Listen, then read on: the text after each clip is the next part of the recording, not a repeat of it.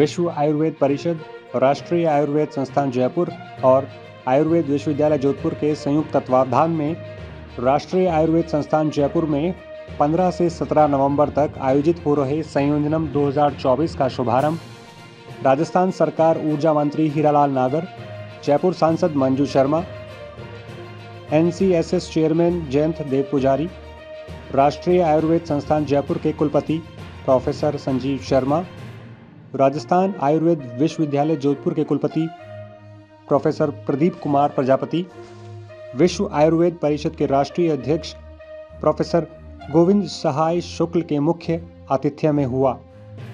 इस दौरान deputy CM दिया कुमारी ने कहा, विकसित भारत के निर्माण में हमारे देश के युवाओं की भूमिका अत्यंत महत्वपूर्ण है।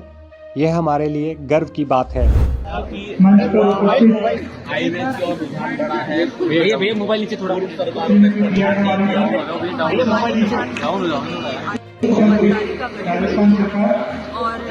उसके बाद आपने देखा बहुत सारी योजनाएं सामने देखे थोड़ा, जिससे कि आयुर्वेद के बारे में जाने भी और लाभ भी उठा सके। कोविड में भी हमने देखा आयुर्वेद अपनाने से कम्युनिटी बढ़ी है बहुत सारे लोग। और अब क्या थोड़ा सा आलू फैक्ट्री से थोड़ा सा हट रही है, दूर हो रही है और आलू के नेचुरल ट्रीटमेंट्स है, योग है, सामने देख उसको ज्यादा रुझान बढ़ा है। रिकॉर्ड भी बना है। शिशु संहिता सामूहिक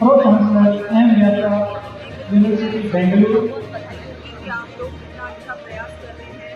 आज नेशनल आयुर्वेद यूथ कॉन्क्लेव का भी 3 दिवसीय कार्यक्रम हुआ है। बहुत अच्छी पहल है और इस तरह से हम लोग आयोजन भी करें। और मैंने तो ये भी कहा कि यहाँ राजस्थान में भी आयुर्वेद का बड़ा सेंटर इस्टेब्लिश हो, जिससे कि पर्यटक भी आए और जितने भी हमारे पूरे देश भर में विदेशों से भी लोग आके आयुर्वेद के बारे में जानकारी लें, रिसर्च करें और एक सेंटर भी बने जहाँ उसका लाभ भी उठाए।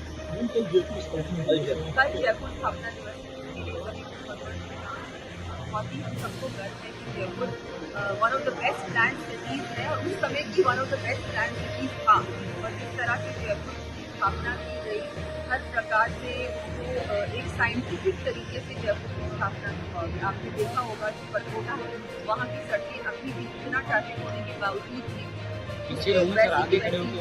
पूरा जो ड्रेनेज सिस्टम था जयपुर का उस समय का स्टैब्लिश, ये सारी बातें सबको करते थे। मैं भी जयपुर से मुझे भी करते थे। जयपुर एक ऐसा शहर है जिसमें लोग आके बाहर से आके रिसर्च करते हैं कि जयपुर में कैसे बसाया गया था। जयपुर को 300 साल होने वाले हैं 2027 में, वो भी हमारे लिए बहुत ऐतिहासिक क्षण होगा। उसके लिए भी हम लोग पूरा प्रयास करेंगे।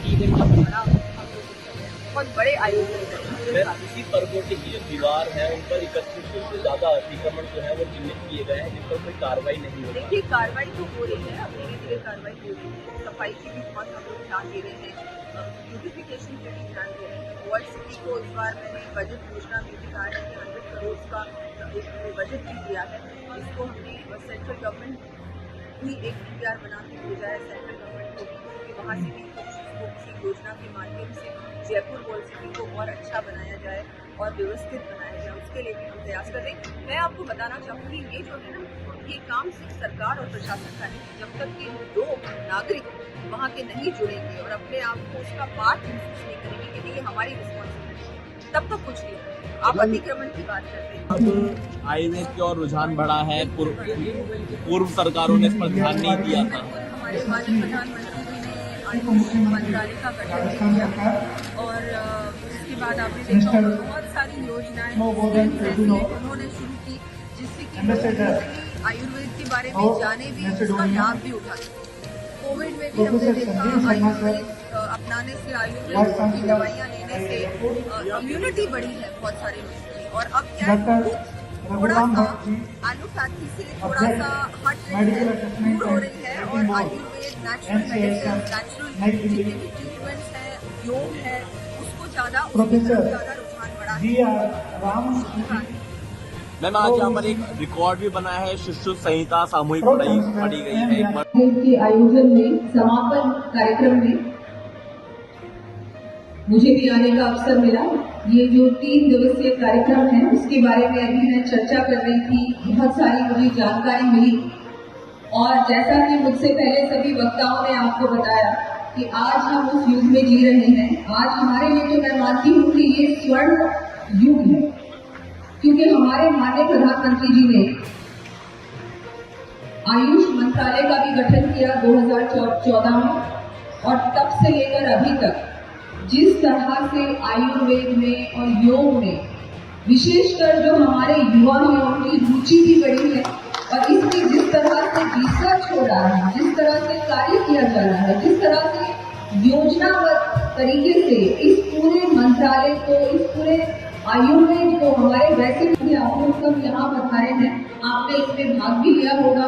बहुत सारा हमको यहाँ पर जानकारी भी मिली है, बहुत सारे ऐसे टॉक्स भी हुए होंगे, बहुत सारे यहाँ पर हमारे बड़े बड़े आयुर्वेद चिकित्सक पूरे विश्व भर से भी पधारे हैं।